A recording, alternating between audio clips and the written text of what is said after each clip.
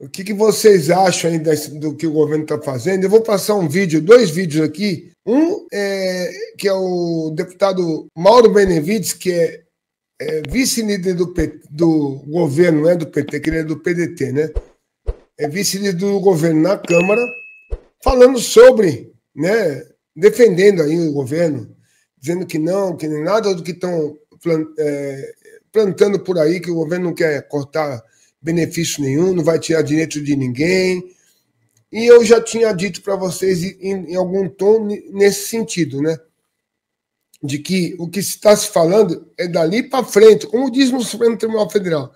Tudo que é feito é do momento que é aprovado para frente, não para trás. Mas aí fala assim, mas o BPC não é uma aposentadoria, então ele está correndo risco. Sempre, né? Não é hoje. Sempre o BPC corre risco.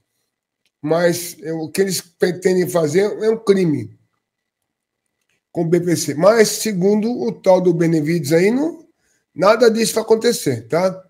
Que, em maneira alguma, volta a dizer da promessa do presidente Lula lá atrás, antes de se falar do Haddad falar de anunciar o corte de gastos aí, de que ninguém iria mexer com os benefícios assistenciais ou benefício previdenciário, que não ia desvincular salário mínimo de benefício previdenciário. Tanto que a PEC não está aí desvincular nada de PEC não, a PLP, porque ela ainda não é PEC, é uma PLP. Eu estava conversando agora há pouco com o deputado Marques, né, o Gilson Marques, que inclusive é sobrinho da dona Ruth Marques, que é membro do nosso canal aqui, e ele é do Partido Novo, e ele nem sabia o que ele tinha votado, porque eu falei, o senhor votou a PEC? Ele falou, não, que PEC? Eu falei, a PLP 210 e a PL 4614. Ele falou, sim, votando, falei, passou raspando, né? 260 votos, 3 votos acima do que exigido para poder passar na Câmara, e 267 a PL passou com 260 votos e a PLP com 267. E a alegação deles, vocês vão escutar já por que não tem consistência.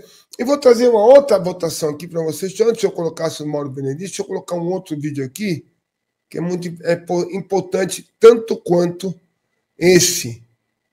Eu até mandei para o Milton passou na live dele esse vídeo hoje. Então, segundo o deputado Benevides, não é nada do que estão pintando aí, né? Mas ele tem uns argumentos fortes ali, então vamos escutar já. Vamos lá? Vocês me falam se está com som ou não, tá?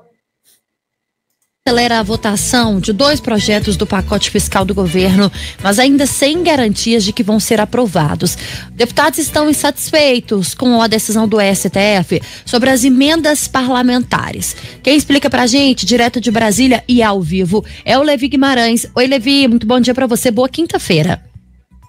Oi, Thalita, muito bom dia para você, bom dia também para o Flávio, para todo mundo que nos escuta e que nos assiste. Pois é, o governo conseguiu dar ontem à noite o primeiro passo para avançar com esse pacote fiscal que foi enviado pelo ministro da Fazenda, Fernando Haddad, que tem como objetivo promover um ajuste de contas aí para tentar buscar equilibrar, né, os gastos e as despesas do governo a partir do ano que vem. Só que nessa primeira votação passou raspando, viu? Os deputados aprovaram um pedido de urgência para 2 dos projetos desse pacote. E quando um pedido de urgência é aprovado, o texto ele fica pronto para ser votado sem ter que cumprir com nenhum prazo regimental. Um desses projetos, ele muda a fórmula de cálculo do reajuste do salário mínimo, né? Ele limita o aumento do salário mínimo em até 2,5% acima da inflação e aumenta também a rigidez nas regras de cadastro do Bolsa Família e de outros benefícios sociais. E o outro projeto, ele proíbe o governo de conceder benefícios fiscais em caso de déficit nas contas. Agora, qual foi o problema do governo nessas votações? A urgência do primeiro projeto, ela foi aprovada com 260 votos a favor, só 3 acima do mínimo necessário. E a do segundo projeto com 267 votos.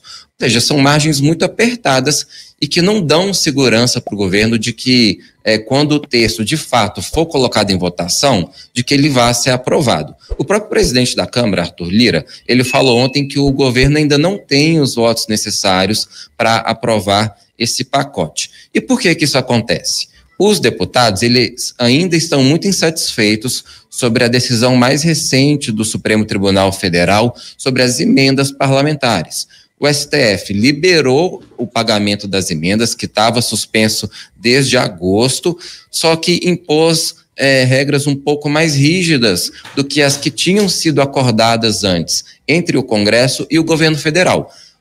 Foi aprovado um projeto de lei no Congresso com novas regras para dar mais transparência no repasse das emendas parlamentares. Essa que era a grande reclamação do Supremo. O presidente Lula sancionou esse projeto, só que aí o STF, quando foi deliberar sobre esse tema lá no plenário, ele colocou ali regras um pouco mais severas, né, de transparência, de rastreabilidade. Isso irritou os parlamentares. Então, enquanto esse impasse não for resolvido, talvez o governo ainda não tenha segurança para colocar esse projeto em votação, sendo que a prioridade do Palácio do Planalto é aprovar pelo menos esses 2 projetos ainda neste ano, ou seja, tem pouco mais de 2 semanas para aprovar esse pacote, mas tem essas incertezas ainda girando em torno aí do Congresso Nacional. Esse foi o primeiro vídeo. Nós temos o outro aqui do Mauro Benevides, que eu vou passar já para vocês também. A tela. E vamos ligar o som. Mas voltando aqui para as 2 perguntas, BPC, Bolsa Família e salários. Primeiro, em termos gerais, não existe uma só despesa gente, por favor, no orçamento de 2025 que seja menor do que o orçamento de 2024. Nenhuma, ninguém vai ser cortado. O que está sendo feito é um limite no crescimento dessa despesa, que perdeu-se o controle e o governo agora está tentando concluir. Ele não vai tirar direito de quem tem direito, de ninguém. Não existe essa possibilidade. Há várias embromações, como a gente diz lá no meu estado, que está procurando ser corrigido. Mas, para efeito de direito, nada está sendo retirado. Pelo contrário, ele vai ser aprimorado, inclusive, de 2 em 2 anos, com a biometria, para que um não fique se passando pelo outro, e isso, inclusive, na Previdência, isso também vai ser muito importante, para que hoje, afinal de contas, você tem um déficit de 300 bilhões a ano que precisa ter, e o ministro Lupe tem feito um trabalho muito grande para tentar controlar isso. E, portanto, orçamento de 2025 não é menor do que o orçamento de 2024, que eu tenho participado pelo Brasil afora, nessas últimas... Eu queria saber, deixa eu parar um pouquinho, só perguntar para vocês, onde é que eles arrumam déficit no INSS de 300 bilhões? Onde que eles arrumam? O INSS é provado que é superavitário. Recebe mais do que ele gasta. E os caras falam que tem um déficit de 300 bilhões por ano. Olha que absurdo. Eu não sei onde é que esse pessoal do governo arruma esses números. Se alguém souber, pode me colocar aqui no chat. Porque eu não sei onde é que eles arrumam esses números. Já foi mais do que provado. O próprio ministro da Previdência já falou que é superavitário. Como é que agora pode falar que tem déficit de 300 bilhões? Esses últimos 10 dias, e isso às vezes não está claro. Segundo ponto, salários que você colocou e que os nossos internautas estão contribuindo. Essa proposta de emenda constitucional também está dando uma força maior para exatamente fazer para coibir isso aí, para não haver interpretações diferentes do que é dentro do teto e o que não é dentro do teto, porque realmente o Poder Judiciário tem tido uma preponderância muito grande. Nesse momento, o Congresso Nacional, limitou o crescimento das emendas parlamentares ao arcabouço. Ficou igual a todo mundo. Aí o Supremo vem e diz assim, não, eu não quero assim.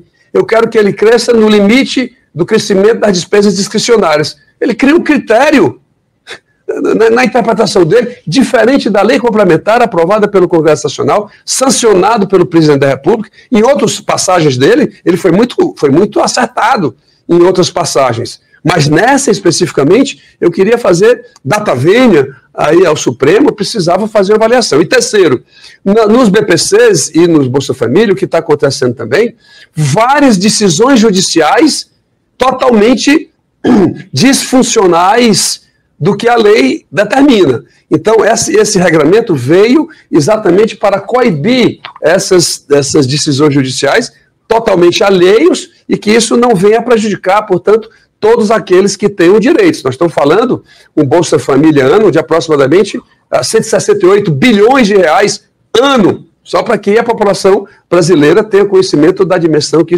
isso, portanto, precisa ser muito bem avaliado. Muito bem, pessoal. Para mim, ele falou um monte e não falou nada, né?